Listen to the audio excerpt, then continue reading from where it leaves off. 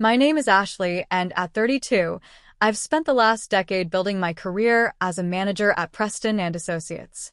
While my younger sisters Sarah and Emma were busy starting their families, I was climbing the corporate ladder.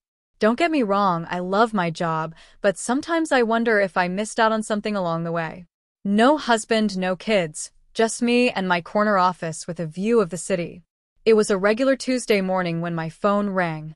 Sarah's name flashed across the screen, and I answered while sorting through a stack of reports on my desk.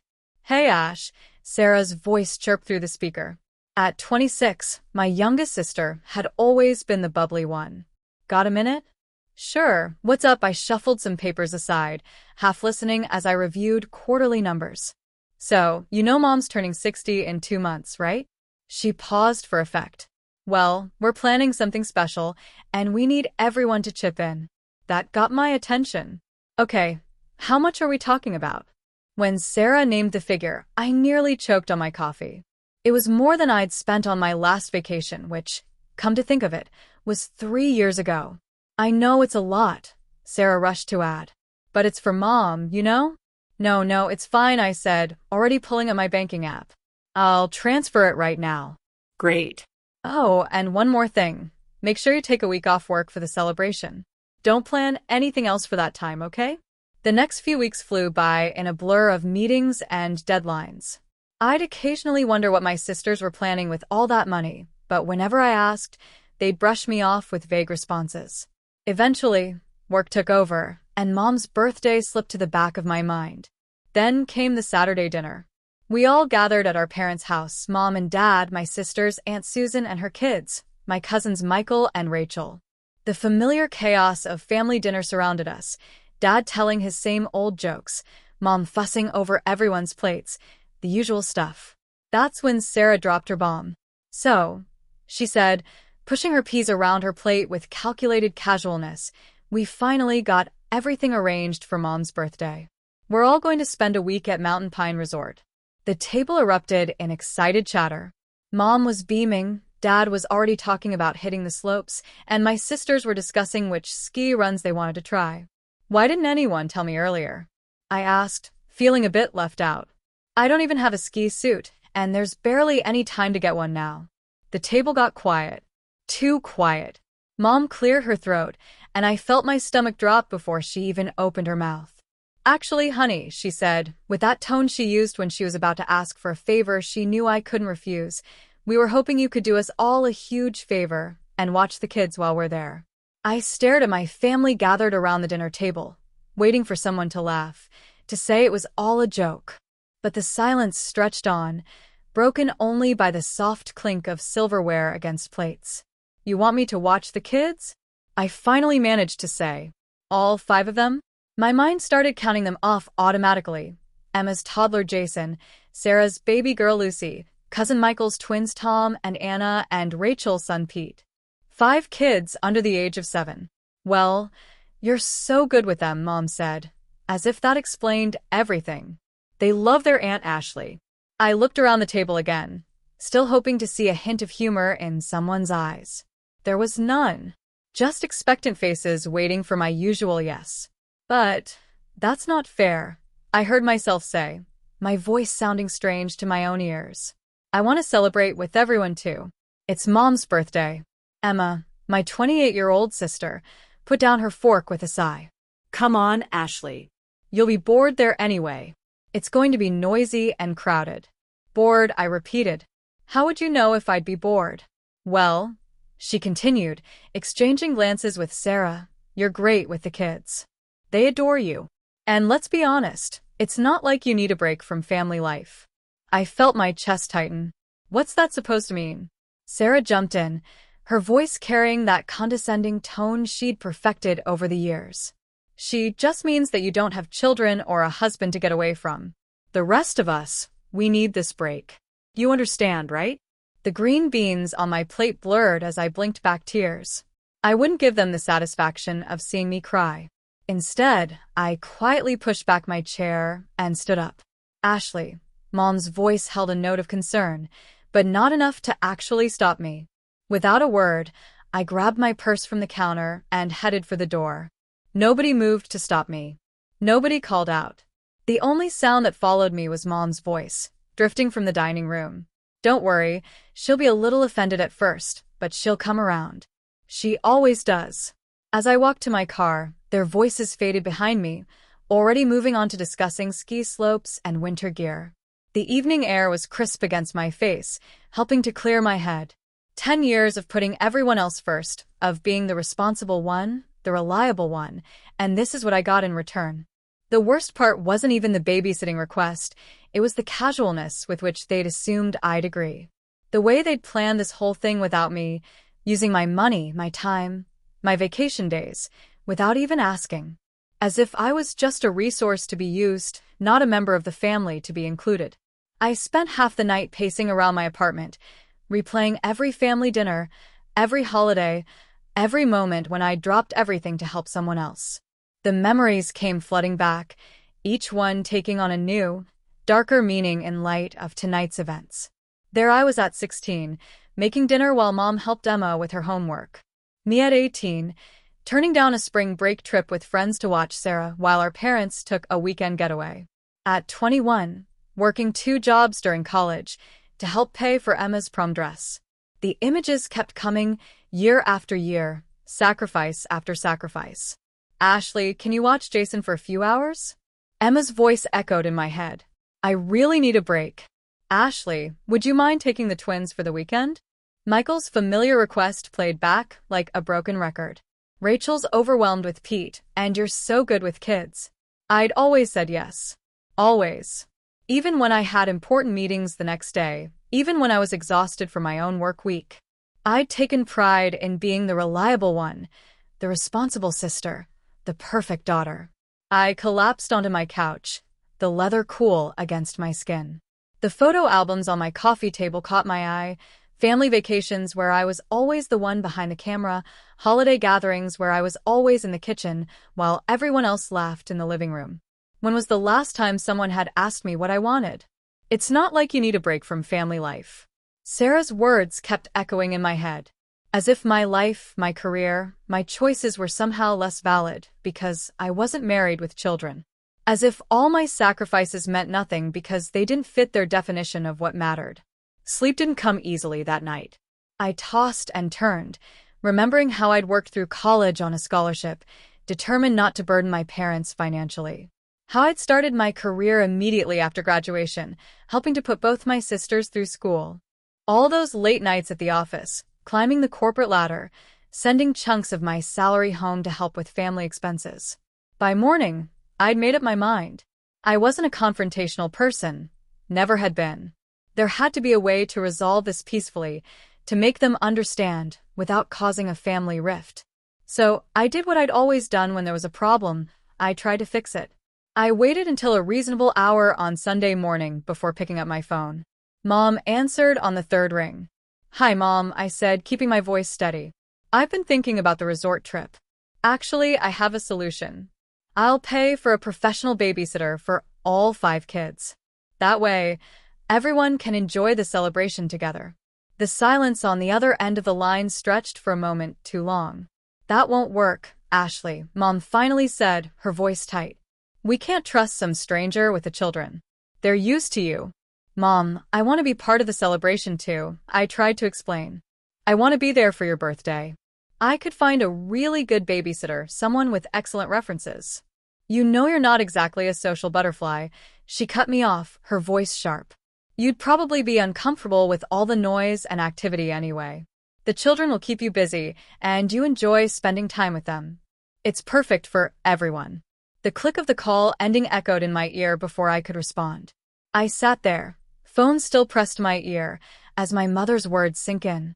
She hadn't even bothered to say goodbye. I was still staring at my phone, processing my mother's abrupt hang-up, when it buzzed again. Sarah's name flashed across the screen. How dare you, she hissed, before I could even say hello. Mom just told me about your little suggestion about hiring a babysitter. Are you trying to ruin everything? I sat up straighter, my sister's hostile tone, catching me off guard. Ruin everything? I'm trying to find a solution that works for everyone. We already have a solution. Sarah's voice rose.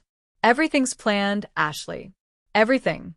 And now you're being completely selfish, trying to change all our arrangements at the last minute. The accusation hit me like a slap. I'm being selfish? Yes, you are. We've been planning this for weeks. Everyone's excited. The resort is booked, the activities are scheduled, and now you want to throw a wrench in everything because you can't just do this one thing for the family? My hand started shaking. One thing? Are you serious? You know what? If you ruin this trip for everyone, if you spoil Mom's birthday celebration, don't bother talking to me again. I mean it, Ashley. The line went dead. I sat there, stunned by my baby sister's threat, when my phone buzzed with incoming messages. This time from Emma. Family needs to stick together, her first text read. We all help each other out. Another message popped up. Remember when I watered your flowers last year while you were at that conference? And another, you're good with the kids. They love you. Why can't you just forget about being resentful and think about what's best for the family? My fingers flew across the keyboard as I replied, a real family doesn't take advantage of each other. A real family respects each other's wishes and includes everyone in their plans. A real family doesn't manipulate and guilt-trip each other. I watched the 3 dots appear and disappear several times, but no response came. That's when it hit me.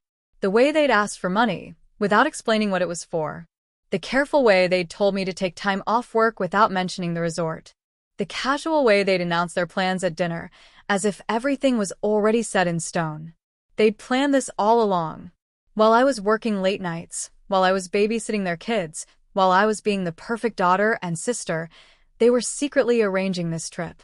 They'd used my money, arranged my schedule, and planned to dump 5 children on me without so much as a conversation. And now that I wasn't playing along with their script, they were trying every manipulation tactic they could think of, guilt, threats, emotional blackmail, to force me back into the box they'd created for me. Something strange happens when you finally see through the fog of manipulation. Suddenly, everything becomes crystal clear. I felt lighter than I had in years. The guilt that had been weighing me down was replaced by something else, determination. I opened my laptop and started searching. Within an hour, I had booked a beachfront hotel in Florida. Nothing too fancy, but it had a balcony overlooking the ocean and was within walking distance to everything I might need. I even splurged on a first-class plane ticket. After all, I had plenty of money, since I wouldn't be skiing. The next few days at work were surprisingly peaceful. My family had stopped calling and texting. They probably thought I was home preparing for a week of childcare, maybe buying extra snacks and planning activities. The thought made me smile as I packed my beach clothes and new swimsuit. Taking a tropical vacation in the middle of winter, my colleague Janet asked when she saw me checking the Florida weather forecast. Sometimes you need to do something unexpected, I replied, surprised by how good it felt to say those words out loud. The morning of my flight, I took one last look around my apartment. I'd cleaned everything meticulously, force of habit, I suppose. The empty fridge, the properly locked windows, everything in perfect order. Just like always, except this time, I wouldn't be here to answer any desperate phone calls for babysitting. As the plane took off, I switched off my phone and tucked it into my bag. No social media, no email, no family drama. Just me, the beach, and a whole week of freedom. The Florida air hit me like a warm embrace when I stepped out of the airport. Palm trees swayed in the breeze, and I could smell the salt from the ocean even from here. My hotel room was even better than the pictures. The balcony offered a perfect view of the endless blue horizon, and I could hear the waves crashing against the shore. That first afternoon, I walked barefoot on the beach, letting the warm sand squeeze between my toes. When was the last time I'd done something like this? When was the last time I'd done anything just for me? I swam in the hotel pool, read a book without interruption, and had dinner at a quiet beachside restaurant where no one needed me to cut their food or clean up their spills. I watched the sunset from my balcony, sipping a glass of wine, without a single thought about bedtime routines or morning schedules. My last morning in Florida, I savored my final moments of peace. I knew I'd have to turn my phone back on eventually, face whatever chaos I'd left behind. But I hadn't expected quite what I found.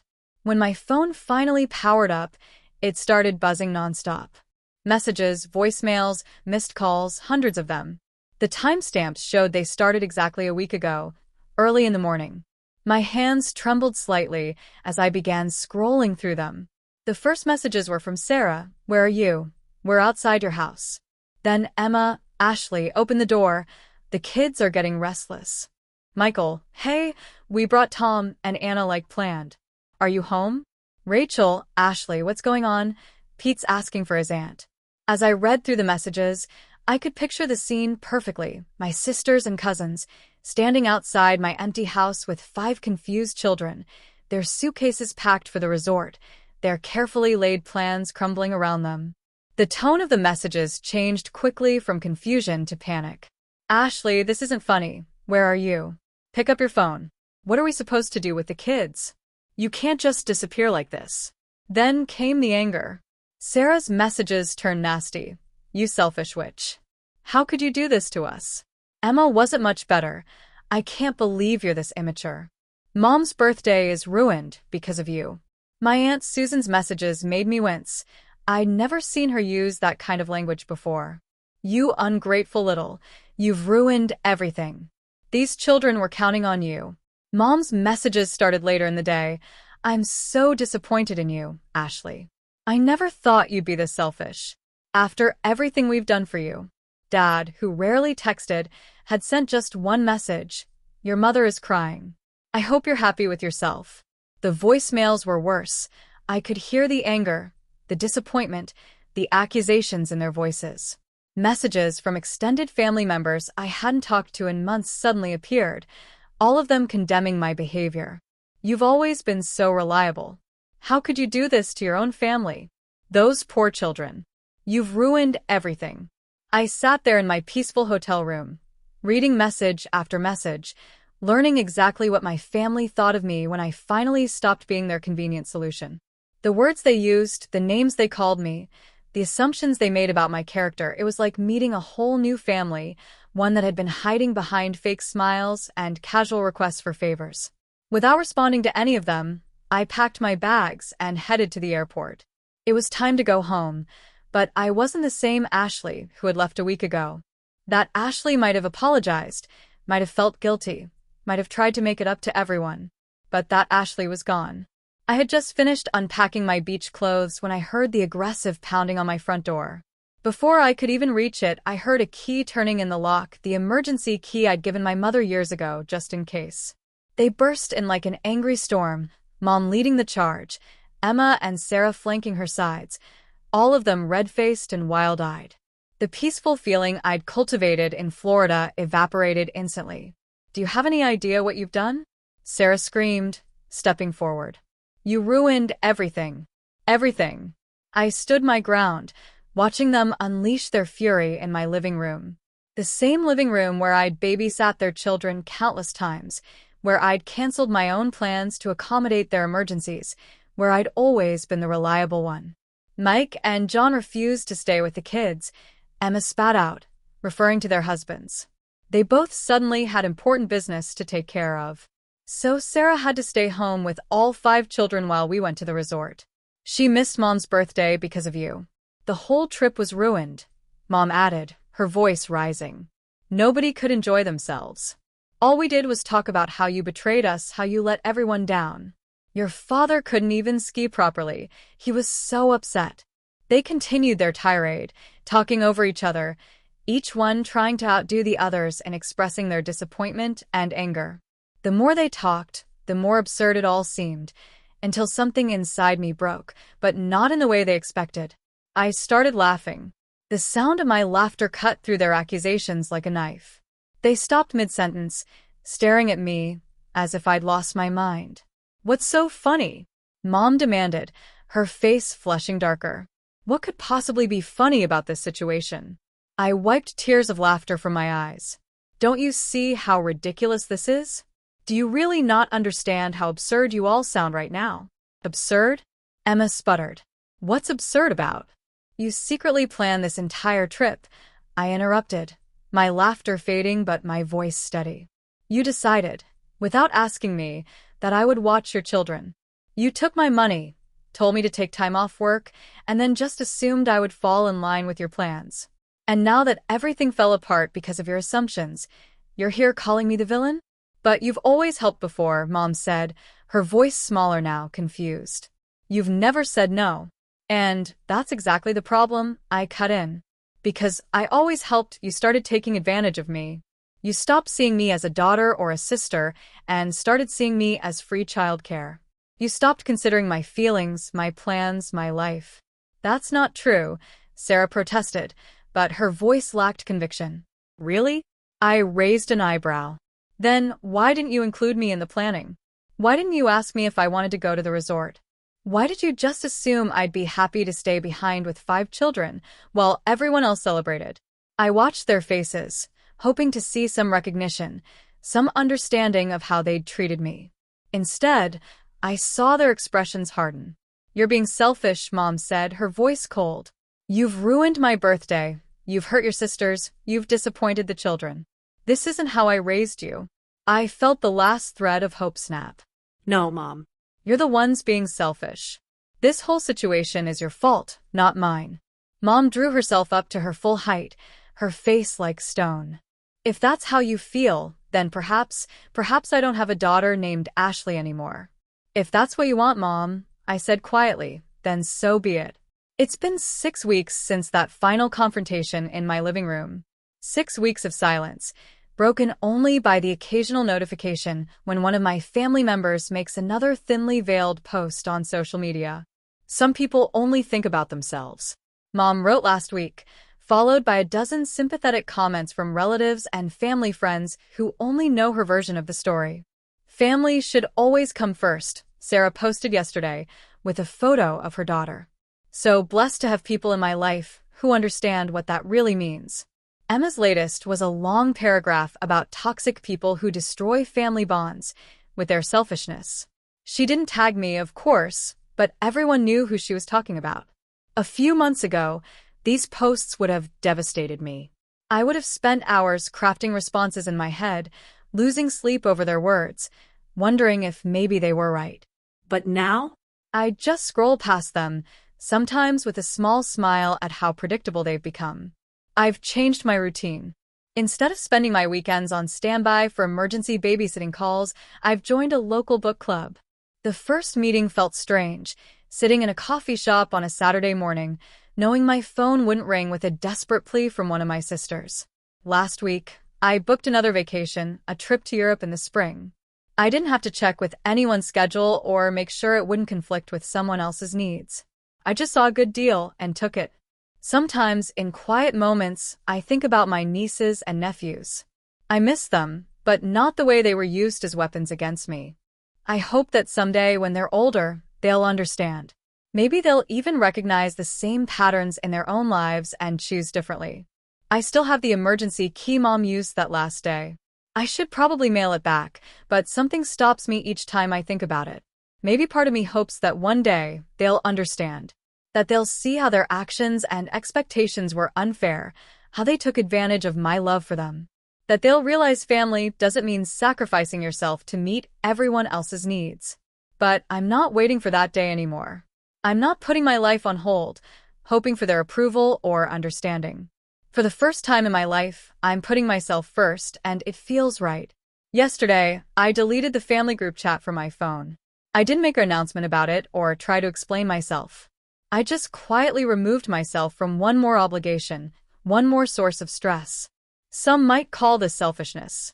My family certainly does. But I've learned that there's a difference between being selfish and having self-respect.